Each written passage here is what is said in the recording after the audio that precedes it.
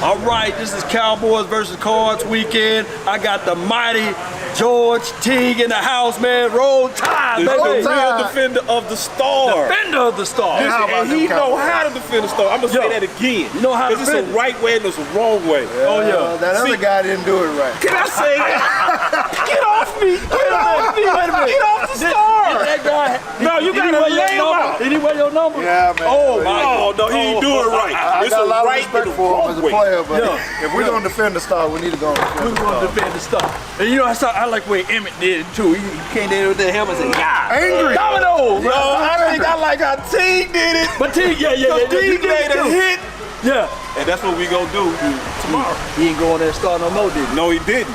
He got the message. He really did. He tried to sneak over there in the end zone, do one on the little star with it. He knew not to go back out there no more. Before we get into the mud, into the deep of it, talking Cowboys, talk to me about your Bama squad. Oh, man. It's Roll Tide roll, baby. Yeah. Hey, they put a good one on Cincinnati. I know Kelsey and all them guys were in there home trying to show out, do their little stuff. But we did what we had to do. We had to run the ball on them. I'm giving a lot of credit to Coach Saban and his staff for having them boys ready. We kind of talked about it off camera a little bit about the mindset that Saban is able to do with them guys. Sports psychology. Right. So a lot of times, guys, players, y'all don't think, we only talk about the X's and the O's. Right. Schemes and all that, but what he's a master of is getting these guys' mindset right so that they know how to take care of the game, and then it doesn't matter who we playing, where we at, they're gonna be ready. Oh, okay. Since you're talking mindset, let me segue this thing in. I'm taking over, boss. My bad, dog. No, hey, but we're gonna segue since he's talking mindset, mental. See, I like it when you're able to do this because now we can get right into it, baby. He's talking mindset. There's a brother from another mother, no other. Don't look like Danny Glover, but his name is Trayvon Diggs. Talk to me about the mindset that you got a chance to work with him. See, I'm crunk, baby. I'm with a legend right here, baby. I'm crunk with it. I had a little bit of time to spend with the Cowboys doing the OTAs. One of the things I saw about my man Diggs was he had that mindset we talked about. So he was actually got beat a couple times in practice or whatnot. I went over to him and started trying to speak to him because I could tell his mind was not in the right spot. But he kind of checked me real quick because he was like, no, I'm not real good with getting beat. I'm not real good. I don't care who it is or how much money they're making or whatnot. My standards are better than that. And I knew at that point that, hey man, this guy got a chance to be able to do something great. And we're seeing that now, right? Now he does stuff better than anybody else, playing the ball. His technique ain't all the way. It ain't as good. See, that's measured Kool-Aid. That's keeping it all the way. It ain't as good as it can be. It can be, right. He ain't even. And secondary people see that. Like, just to be honest, it's some technical things that eyes and discipline, little stuff. It's not a lot of big stuff, but it's the little stuff. And sometimes a little bit of loafing too, if we just being all the way honest, every now and then. But it's just when that ball in there, he make that play. Tracking the ball down, he does it better than anybody else. But that's probably why he was playing wide receiver before he moved over. I don't know why he didn't have the success with wide receivers. But I can tell you, he can track that ball, but he's going to have to get better at the line of scrimmage. Oh, okay, talking about, redirecting, jamming at the end. All the press technique stuff, he got to get better at. Press just may not be his cup of tea. I think you do. I think he impressed though, but it just may not be his strong. Maybe all right. Is it second year? That's true. It may not be his cup of tea, but I think if you really want to stay elite, if you want to be Deion Sanders and those guys, you got to know how to play off, and you got to be on. So you just got to add to your arsenal a little bit, so that he doesn't necessarily have to fall into that trail technique. The best thing about Deion Sanders when I played with him was he could use his weakness as a strength.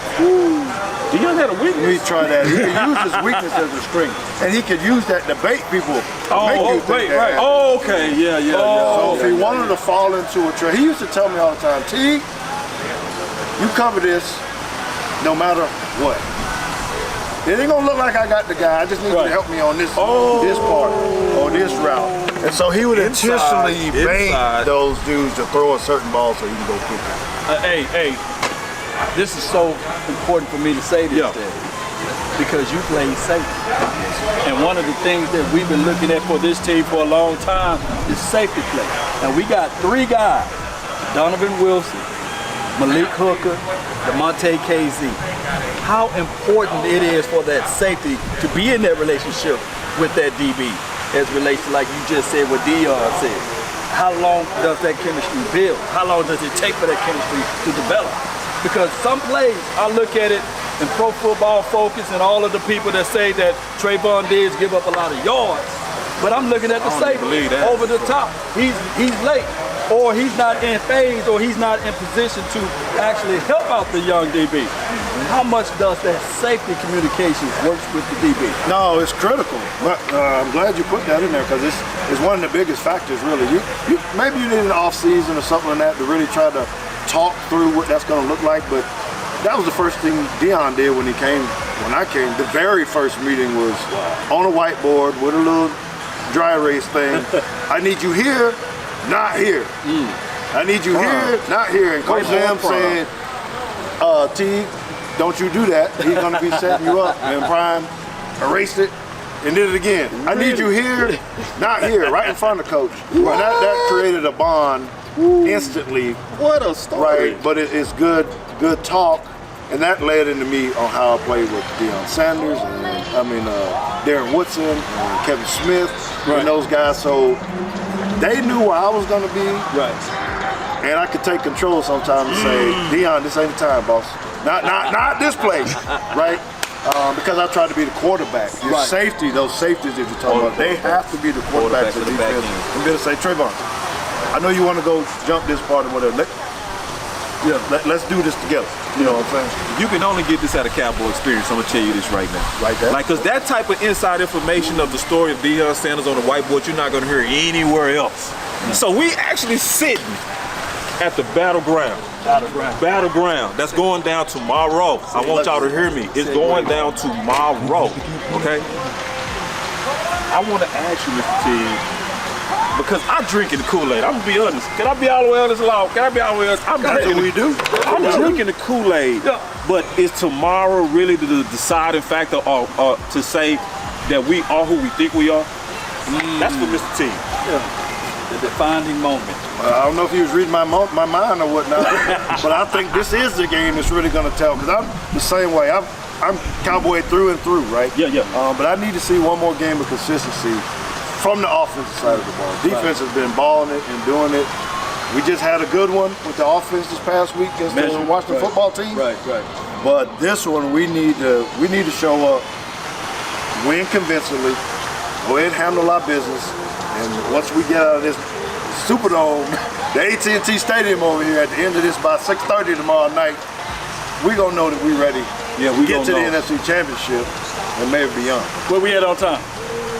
8:59. 8:59. Okay, we can start putting in the final word. And then we can do this. If y'all want to, we can go inside and just have a seat and be more comfortable. Keep shooting. Okay, you keep shooting while we walk. Come on, I got you. Hey, I got this. Keep it real. Yeah, just get a little bit more comfortable. I got y'all. Hey, because we just want to give walk y'all, slow. we just want to give y'all a beautiful view of what's going on with Cowboy Experience real quick, as well as obviously, show y'all the battleground. Because some of this stuff you're not gonna see unless you're in Dallas, Texas. So to be with Mr. Teague at Cowboy Experience, to be rocking with my boy Law, nothing but the best. Hey, but you gonna only be able to do this if you come to Cowboy Experience. That's what it is. Yes, indeed. So it is what it is, baby. What it is. You need to be here. So T, defining moments of this game, you said continuity, consistency, all of those things, something that we need to really see in this particular game. This should be a playoff atmosphere because we got a lot of things on the line. We got a lot of things that we got to get out as it relates to this. And one of the things that I can tell you, man, that it was cold as hell outside.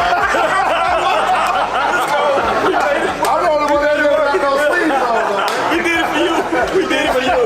But Cowboys Experience, we did it all for the views, baby. You see that right there? That's the battlefield, baby. That's how we holding it down. And we're going to make sure. Y'all see the two flags right next to each other, though? There's a Cowboy flag and there's an Alabama flag right next to it. We just own that place. Hey, you know what? You can talk it when you back it. You can talk it when you. What's your name too, man? We done took over your spot. I was like, no. Just my son's spot. Okay. The cool guy. Cowboys, yes, sir. Appreciate you. How about them Cowboys? We just talking ball with the opposite legend. You know, we immediately just encroach on your spot. We were just Go ahead, man. You remember George, man? You know, coming out there. George Teague, man. Yes, sir. Yeah, 31 over here. Just one of the things that obviously I want to ask Mr. Teague and be all the way straight up. Mr. Teague, I'm gonna be all the way honest with you, because I said this, I believe this is the bottom of my heart. Do you believe that this is a Super Bowl defense? Not offense, defense. I'm glad you mentioned This is a Super Bowl defense. What we got going on up front, when you put Michael Parsons, Diggs, the front line, and the way Dan Quinn got those guys going, we kind of talked about Aiden, defensive line coach, George Edwards, all the people putting it together. We built and ready. I feel really good that once we get into the playoffs, that we should be on our way to the dance of the NFC Championship and take it to the bowl.